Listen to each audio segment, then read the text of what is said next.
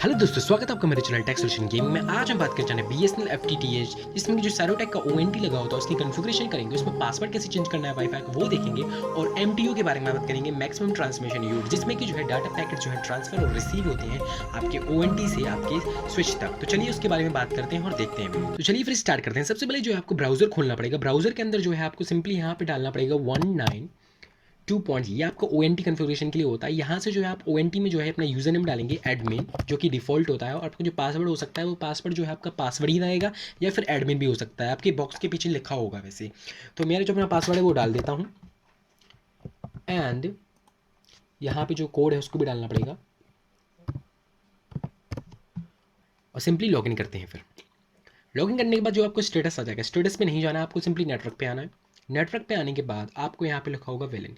तो यहाँ पे जो है वाईफाई की जितनी भी सेटिंग होती है वो चेंज होती है। तो वेलिन बेसिक में जो है आपका जो बैंड है, आपका जो बैंड दिखा रहा है आपका 2.4 गीगाहर्ट्ज़, तो ये आपका बैंड हो गया।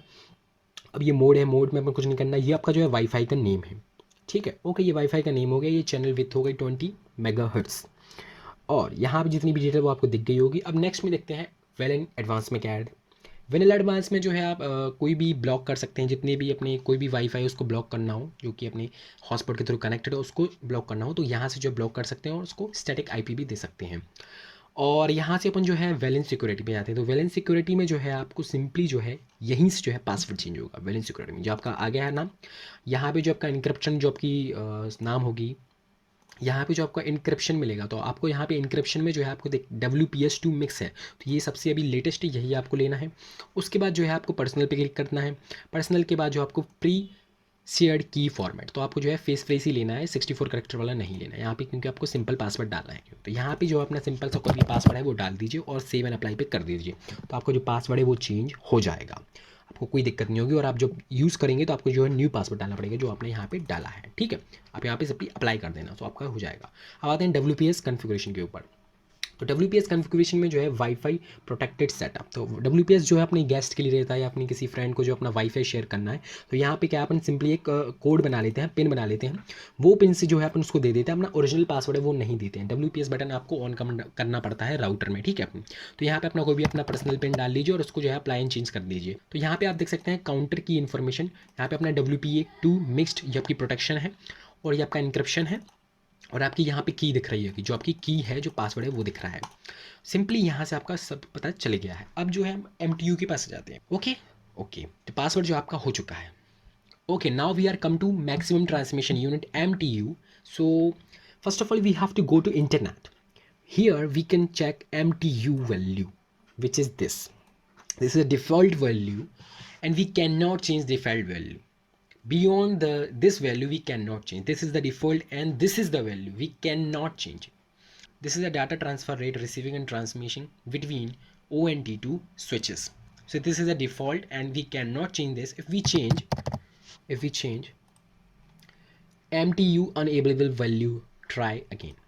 So we cannot change. This is the default value for your ONT. This can be saved only. Okay, now we can check all the status of our Sarotag and check the all configuration detail. So one by one I'm checking. So तो जो है हम one by one जो है सारी settings देख लेते हैं कि कैसी रहेगी आपकी कन्फिग्रेशन की सेटिंग्स। तो आप जो है यहाँ पे कन्फिग्रेशन सेटिंग देख लीजिए मेरी। तो कनेक्शन नेम देख सकते हैं आप यहाँ पे, और ये मोड देख सकते हैं, और ये IPv4 पे सेलेक्टेड है, और DHCP ISP एड्रेस। ओके, यहाँ पे आपको वेलन आईडी मिल जाएगी 46, जो मेरी वेलन आईडी है, और यहाँ पे MTU जो आपको पता ही है वो मैंने बता ही दिया है, और इसके अंदर कुछ भी नहीं है, आप देख लीजिए सेटिंग पूरी। अब इसके अंदर आते हैं नेट टाइप्स कॉन्फ़िगरेशन, तो इसमें अंदर कुछ भी नहीं है, आपको कुछ भी नहीं करना है। इसके अंदर भी आपको कुछ नहीं करना है। इसके अंदर देख सकते हैं आप IPv4 कॉन्फ़िगरेशन, ये आपकी लेन सेटिंग रहेगी। जैसे कि आप जो है लेन पोर्ट में लगाएंगे, अपने इथरनेट पोर्ट में लगाएंगे, तो उसके लिए जो IP एड्रेस रहेगा वो ये IP एड्रेस रहेगा, यही जो है आपका कंप्यूटर में चलेगा, जिसमें कि आप कनेक्ट रहेंगे। IPv4 6 में भी इतना कुछ खास नहीं है, क्योंकि इसमें भी कोई इन्फॉर्मेशन नहीं भरी हुई है, और ये आपका कुछ मतलब का नहीं है, ये भी कोई मतलब का नहीं है। वेलन आपने देख लिया पूरा अच्छे से। रिमोट के अंदर जाते हैं, रिमोट के अंदर भी कोई मतलब की चीज़ नहीं है, क्योंकि ये इनक्रप्शन मोड के कुछ हैं, वो उस मतलब का नहीं है अपने कुछ भी। ओके, पॉलिसीज़ के अंदर भी कुछ मतलब का नहीं है। यहाँ भी ऐड एंड डिलीट दिस, ये सब कुछ मतलब कि नहीं है आपके लिए, कस्टमर यूजर्स के लिए कुछ भी नहीं है। तो यहाँ पे देख सकते हैं अपन traffic flow control information, total bandwidth in KV. Okay okay, we can change also, if you want to change you can change the traffic flow information, total bandwidth, okay, if you want। और अगर आपको जो है configuration करनी है internet को, तो internet पे क्लिक करेंगे, इंटरनेट पे क्लिक करने के बाद आप जो यूज़र नेम है वो यहाँ डालेंगे, पासवर्ड डालेंगे यहाँ पे, और जितने भी आपकी सर्विस मोड है वो इंटरनेट हो तो यहाँ पे लिख देंगे पोर्ट 142, जितनी भी सर्विस को आपको देनी है उस पर सब पे क्लिक कर देंगे, तो आपकी जो सर्विस सब पे प्रोवाइड हो जाएगी और आपको जो इंटरनेट कनेक्शन है वो चलने लगेगा।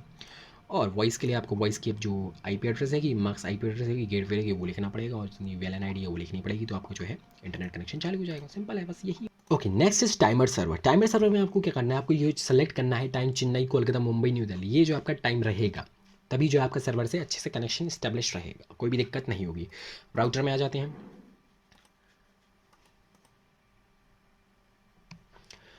तो राउटर में आने के बाद तो रखा होगा रिप। What is rib?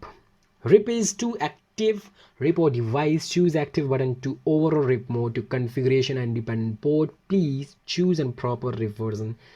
ये भी आपके मतलब का नहीं है, आपको इनसे कुछ मतलब नहीं है, आपको ये जो है सेटिंग्स हैं ये आपकी मतलब की होती ही नहीं है, सिंपल सी बात है। चलिए अब सिक्योरिटी पे आ जाते हैं, ये सारे अपने देख लिए नेटवर्क के अंदर, सिक्योरिटी के अंदर देख लेते हैं क्या है सिक्योरिटी के अंदर। तो यहाँ पे लिखा है well N S S configuration, ये भी आपका कुछ मतलब का नहीं है। CP रेट देख सकते हैं आप, यहाँ पे CP रेट दिख रहा है वो कितने KBPS का CP रेट चल रहा है। नेक्स्ट है आपका फायरवॉल। फायरवॉल में आपको सिक्योरिटी लेवल, जो कि आपका फायरवॉल का सिक्योरिटी लेवल आपका हाई कर रखा है, उसमें कोई दिक्कत नहीं है, ये अपनी प्रोटेक्शन के लिए होता है। अटैक प्रोटेक्शन कन्फिग्रेशन इनेबल्ड है, इसमें कोई दिक्कत नहीं है, सिक्योरिटी है आपकी। अब मैक में आ जाते हैं, तो मैक के अंदर जो है आपका मैक फ़िल्टर, ये आपके कुछ रूल्स हैं, ये आपके कुछ मतलब के भी नहीं है। चलिए पोर्ट फिल्टर में आ जाते हैं। पोर्ट फिल्टर में यहाँ पे आप क्या कर सकते हैं, अपने जितने भी आपके वैलन है या लैन है उसको जो है स्पेसिफिक IP दे सकते हैं, यहाँ से स्पेसिफिक IP सेट कर देंगे उसके लिए कि ये सी IP पे ये है जो चलेगी, स्टैटिक IP बोलते हैं उसको, उस हिसाब से यहाँ से आप सेट कर सकते हैं और उस पर क्लिक करके आप उसे चालू भी कर सकते हैं। तो ये उसके लिए होता है और कुछ भी नहीं है, सिंपल। ये आपके मतलब का नहीं है, वैसे सिंपल है, आपका कस्टमर यूज़ है नॉर्मल यूज़ है उसके लिए ये बिल्कुल भी नहीं है, ठीक है। अब आते हैं एप्लीकेशन में, सारी हो गए हैं। एप्लीकेशन में देख लेते हैं, तो एप्लीकेशन में जो है सबसे पहले एडवांस नेट में, तो इसके अंदर जो है ये सब सेटिंग्स हैं कुछ, ये भी आपके कुछ मतलब की नहीं है। तो चलिए फिर आ जाते हैं VoIP। चलिए फिर आ जाते हैं VoIP पे। तो VoIP में जो आपका ये टेलीफोन कन्फिग्रेशन के लिए होता है, यहाँ पे जितनी भी एड्रेसेस होती हैं और आउटपुट प्रॉक्सी जितनी भी है वो सारी भरी जाती है, और यहाँ पे आपको जो है लास्ट में टेलीफोन अकाउंट, यहाँ पे अकाउंट नंबर आपका टेलीफोन नंबर भरा जाता है, इसमें भी टेलीफोन नंबर भर जाता है, और यहाँ पे जो है पासवर्ड भरा जाता है जो कि आपको मिला होता है। तो ये लाइन 1 पे एक्टिव होता है, यहाँ पे सिंपली आपके टेलीफोन की कन्फिग्रेशन होती है और कुछ नहीं है। ये भी उसी का टेलीफोन का कन्फिग्रेशन का सिस्टमेटिक वे है, यहाँ पे अपना इंडिया वगैरह सेलेक्ट कर रखा है, और ये बैंडविड्थ जितनी भी डिटेल्स हैं वो यहाँ पे सारी सेलेक्टेड है, ये इससे भी आपको कोई मतलब। अगर आपको टेलीफोन कन्फिग्रेशन की वीडियो देखनी है तो आप मेरे चैनल में जाके देख सकते हैं, या फिर आई बटन में आपको लिंक मिल जाएगी, तो वहाँ पे आप देख सकते हैं। तो चलिए फिर नेक्स्ट में आते हैं, आपको इसमें क्लिक करके देखते हैं इसमें क्या है। ये सब प्रॉक्सी आपके कुछ मतलब की नहीं है, इंटरनेट टू VDI ये सब बकवास चीज़ें, इसका मतलब नहीं है आपको कुछ, इसमें भी आपको कुछ मतलब का चीज़ नहीं है। तो DNS पे आ जाते हैं। DNS servers allow you to mapping a dynamic IP address to a static host name in multiple area. It's makes your router much more easier to be access from different location to the internet. तो इसमें क्या, किसी भी different location में हो तो आपको जो राउटर है वो ईजिली वे में जो है आपको स्टैटिक डोमेन IP एड्रेस के थ्रू जो है आपको ईजी वे में आपका जो है काम कर सकता है। तो इसके लिए आपको इनेबल करने के लिए सिंपली आपको इनेबल बटन पे करना पड़ेगा, और ऐड पे करेंगे तो यहाँ पे आपको यूज़र नेम पासवर्ड और जो होस्ट नेम रहेगा वो डालना पड़ेगा, और यहाँ से आप जो DNS प्रोवाइडर है वो आप चूज़ कर सकते हैं कौन सा चाहिए आपको, ओरा या DNS टाइम चाहिए, और यहाँ पर आप जो है चूज़ कर सकते हैं किस इंटरफेस के थ्रू करना है, तो आप सिंपली इंटरनेट से ही करेंगे, उसमें कोई बड़ी बात नहीं है, ठीक है। और ये हो गया, इसको जो है आपको डिसेबल करना पड़ेगा क्योंकि आपको नहीं करना है, तो सिंपली यहाँ पे डिसेबल कर दीजिए। ओके, ये डिसेबल हो गया। एप्लीकेशंस हो गई, सिक्योरिटी हो गई, नेटवर्क हो गया। अब मैनेजमेंट पे आके देख लेते हैं मैनेजमेंट में क्या है। तो मैनेजमेंट में जो आपको जो साइरोटेक का जो वेब पेज खुला है अभी जो आपकी स्क्रीन पे दिख रहा है, उसकी जो है पासवर्ड और यूज़र नेम जो होती है उसको चेंज करने के लिए यहाँ से ऑप्शन मिल जाएगा। तो यूज़र नेम तो आपका कभी चेंज होगा ही नहीं क्योंकि वो डिफ़ॉल्ट होता है एडमिन, और वो एडमिन ही रहेगा। आप पासवर्ड जरूर चेंज कर सकते हैं, जैसे कि आपका करंट पासवर्ड कोई भी हो वो आप डालेंगे यहाँ पे ओल्ड में, और जो न्यू पासवर्ड है वो यहाँ पे डालेंगे और कंफर्म कर देंगे, तो आपका जो पासवर्ड है सिस्टमेटिक वे का वो पूरा चेंज हो जाएगा। जैसे कि आपका वेंडर उसने चेंज किया होगा, ऐसे यहीं से चेंज किया होगा, जैसे कि आपका नहीं खुल रहा है डिफ़ॉल्ट पासवर्ड, तो यहीं से जो है उन्होंने पासवर्ड चेंज किया होगा, बेसिकली इतना ही है और कुछ नहीं है। तो यहाँ से पासवर्ड चेंज होता है। डिवाइस मैनेजमेंट में आ जाते हैं। डिवाइस मैनेजमेंट में क्या है, तो यहाँ से आप रीबूट कर सकते हैं अपने राउटर को। यहाँ पे सेव एंड रीबूट भी कर देंगे तो जो राउटर है आपका वो रीबूट हो जाएगा सिंपली। और यहाँ से अपग्रेड मीन्स अपग्रेड की जो जैसे ही साइरोटेक का कोई अपडेट आता है तो आप नेट से डाउनलोड कर सकते हैं फाइल, और यहाँ पे फाइल चूज़ करके यहाँ से जो है इसको स्टार्ट करके आप अपग्रेड कर सकते हैं इसी जो वेब पेज है इसको, और कुछ नहीं। ठीक है। रीस्टोर डिफ़ॉल्ट में क्या है, रीस्टोर डिफ़ॉल्ट में क्या करेंगे, तो इस पर क्लिक कर देंगे तो जितनी भी सेटिंग होगी पूरी रीस्टोर हो जाएगी। आपका जितना भी सिस्टम है वो पूरा रीस्टोर हो जाएगा। तो आपको जो दोबारा से पूरा कन्फिग्रेशन करना पड़ेगा, टेलीफोन ये सब पूरा कन्फिग्रेशन दोबारा से करना पड़ेगा, इसलिए इसको रीस्टोर कभी मत करना। ओके ओके, तो इसमें कुछ नहीं, ये भी वही सब अपग्रेड करने का सिस्टम है और कुछ नहीं। ठीक है, डिवाइस मैनेजमेंट हो गया। अब लॉक फाइल में जाते हैं। लॉक फाइल में जो है आपको लेवल्स और सेट लॉगिन लेवल्स, ये भी आपका कुछ मतलब का नहीं है, ये कोई सिस्टम रिकॉर्डेड वगैरह है। अब मेनटेन में आ जाते हो तो मेनटेन का भी आपको कोई मतलब नहीं है। अपलोड एंड मेनटेन ये सब भी फालतू चीज़ें हैं, आपको कुछ नहीं करना है। ये जो है मैनेजमेंट साइरोटेक के मॉडम का है तो इसमें आपको कुछ भी नहीं करना है। इसमें कुछ भी गलती हो गई तो आपको जितना भी ये पूरा रीसेट हो सकता है, इसलिए इसमें कुछ भी मत कीजिएगा। ठीक है, अब डायग्नोस में आ जाते हैं। तो डायग्नोस में क्या है, पिंग डायग्नोस मिल जाएगा। तो पिंग डायग्नोस में क्या हो, जैसे कि मैं अपना आईपी डालता हूँ, व्हाट इज़ माय आईपी, तो ये मेरा आईपी है, पब्लिक आईपी। इसमें मैं पिंग चेक करता हूँ कितना पिंग आता है, तो मैं इसमें पिंग चेक कर लेता हूँ।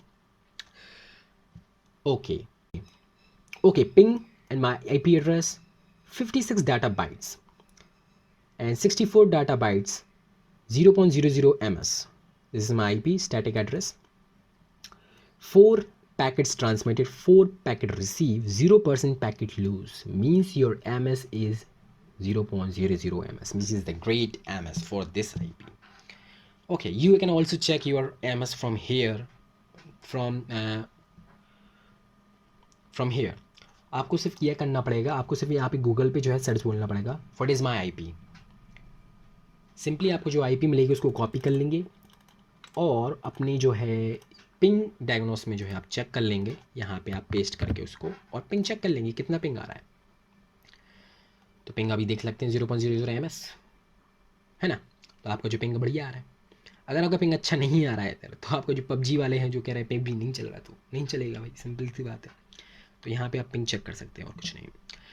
ओके, तो ट्रासर्ट डायग्नोसिस, इसमें देखते हैं ट्रासर में क्या है।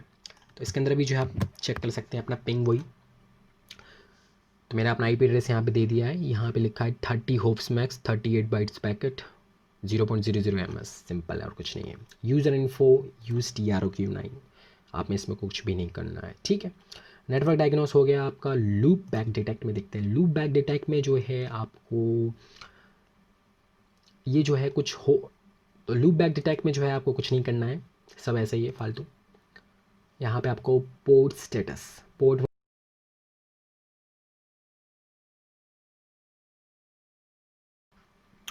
लेन फेल, तो यहाँ पे फेल इसलिए दिखा रहा हूँ अभी कोई पोर्ट में जो है लेन में कनेक्ट नहीं है इसलिए, और कुछ नहीं। हेल्प में जो है आपको सिंपली डिवाइस की इन्फॉर्मेशन मिल जाएगी, वैन information, user information, VoIP information, जो कि सारी रजिस्टर्ड है। मीन्स यहाँ पे जो है VoIP registered status, phone number सब रजिस्टर्ड है। यूज़र इन्फॉर्मेशन रजिस्टर्ड है अपनी, लेन इन्फॉर्मेशन, वैन इन्फॉर्मेशन में DSL सब इन्फॉर्मेशन रजिस्टर्ड है, और ये सब आपके हार्डवेयर के वर्जन है। हेल्प में जो है आपको मिल जाएगा सारी सेटिंग्स हैं, यहाँ पे कुछ नहीं है,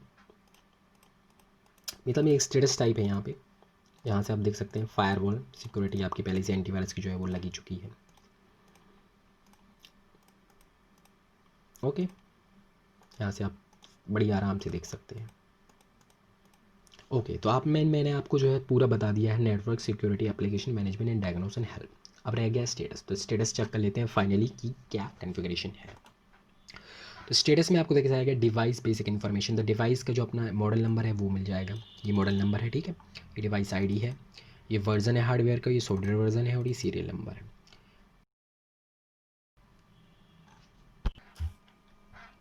अब आते हैं वैन कनेक्शन इन्फॉर्मेशन में। तो वैन कनेक्शन इन्फॉर्मेशन में आपको जो मिल जाएगा इंटरनेट, वॉइस और TR06, जो कि कुछ नहीं है, ट्रांसमिशन इंक्रिप्शन मोड का कुछ होता है जो कि डाउन है स्टेटस, उसका भी यूज़ नहीं है अभी। जिसका यूज़ है वो आपकी वॉइस है और आपका इंटरनेट है, ये इसका मतलब कुछ भी नहीं है।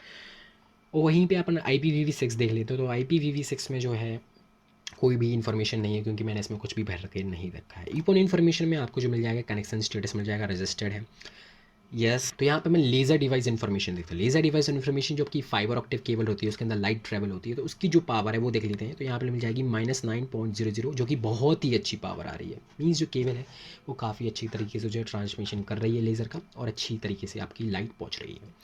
यहाँ पे टेम्परेचर देख सकते हैं, वोल्टेज देख सकते हैं, और अपना जो बेसिक करंट है उसको देख सकते हैं, और यहाँ पे TX पावर भी देख सकते हैं। यहाँ पे लिखा है link performance statics, means bytes कितनी सेंड हुई है, बाइट्स कितनी रिसीव हुई है, packet sends, packet receive, unicast packet send, unicast packet receive, ये सब जो है यहाँ पे है और कुछ भी नहीं। तो ये हो गया।